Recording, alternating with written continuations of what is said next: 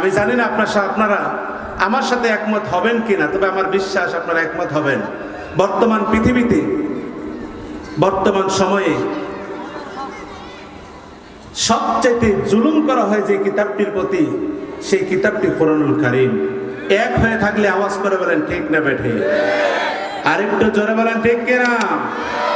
প্রশ্ন হতে পারে কিভাবে? প্রশ্ন করতে পারেন, হুজুর এটা কিভাবে কোরআনের প্রতি আমরা জুলুম করলাম কিভাবে?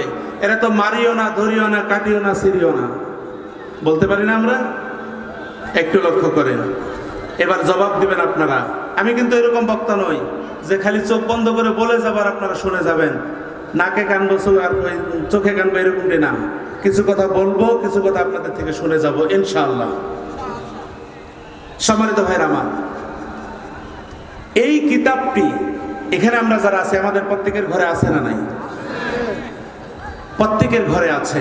এবার বলেন, ঘরে থাকার পরে এটার সাথে সম্পর্ক কতজনের আছে? জবাব দেন। সাইড থেকে জবাব দিয়েছে খুব কম। এটা কি ঠিক? এটার সাথে সম্পর্ক আমাদের খুব কম। এই জবাবটা কি ঠিক? অবশ্যই জবাবটি ঠিক।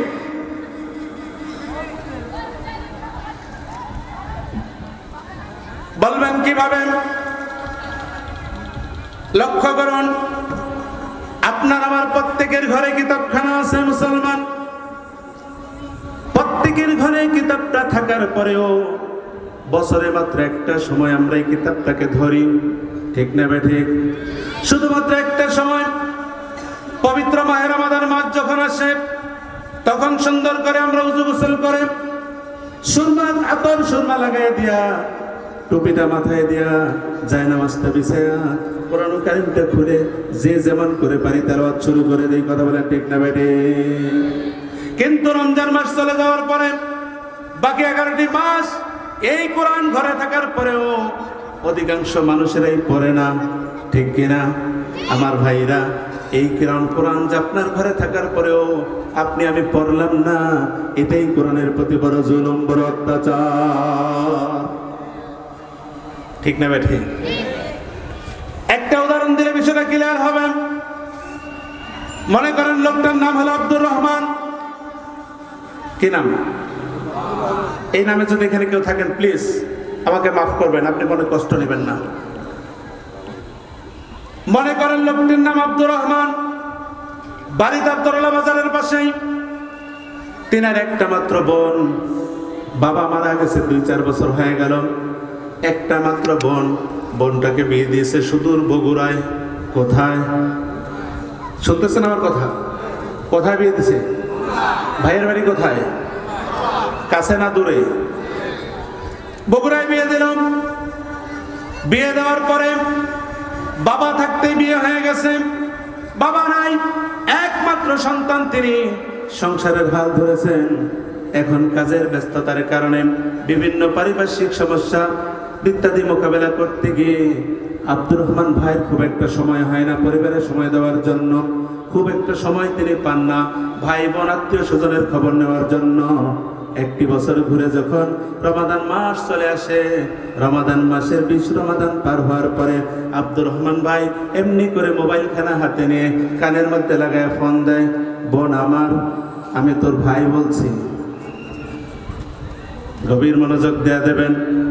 1 বছর পরে ঈদের সময়, রমজানের ঈদের সময় ফোন করলাম, বোন আমার, আমি তোর ভাই বলছি, সামনে ঈদ, তোর স্বামীকে নিয়ে সন্তানাদি নিয়ে পরে বেড়াইতে চলে আসবি। আমি বড় ব্যস্ত মানুষ, আমার ব্যস্ততা অনেক বেশি, আমি যেতে পারবো না। মোবাইলে দাওয়াত দিলাম, মনে কষ্ট নিবি না, চলে আসবি। ঈদ আসলো, বোন জামাই আসতে পারলো না। আব্দুর রহমান ভাই বড় ব্যস্ত মানুষ, বড় ব্যতিব্যস্ততার সময় কেটে যায়, বোনের খবর আর নিতে পারলেন না। 1 বছর পর আবার যখন রমজান মাস আসলো, আবার ভাইকে যখন ফোন দিল, ভাই যখন বোনকে ফোন দিয়া দিল, বোন আমার, গত রমজানে ফোন করছিলাম তুমি আসো নাই, এবার রমজানে না আসলে কিন্তু আমি মানবো না। আব্দুর রহমান ভাই বলল, বোন আমার, না আসলে আমি কিন্তু মানবো না। বোন তখন বলতেছে, ভাই রে, গত ঈদে দাওয়াত দিয়েছিলাম, 1টা বছর পার হয়ে গেল, 1 বছর পরে আজকে বুঝি বোনের কথাটা মনে পড়লো। আমার মনে হয় আজকে ফোনটা না দিলেও ভালো হতো। ঠিক কিনা? আমার ভাইরা বোন বলতে পারেন এই কথা?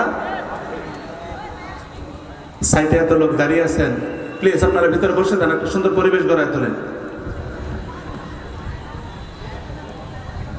লক্ষ্য করুন, 1 বছর পরে ফোন দেওয়ার কারণে বোনের মনে অভিমান, বোনের মনে কষ্ট, বোনের মনে যাতনা। 1 বছর পর্যন্ত ভাই আমার খোঁজ দিল না। এই একদিন ফোন না দিলেও পারতো। বিশ্বাস করেন ভাইরা আমার, কোরআন কারীম যদি কথা বলতে পারতো তাহলে কোরআনও জানাইয়া দিত, ও আবু বকর রে, 1 বছর পরে তুমি কোরআন, আমি কোরআনকে তুমি ধরছো, এই দিন না ধরেও পারতা। ঠিক না? এটাই কোরআনের প্রতি বড় জুলুম।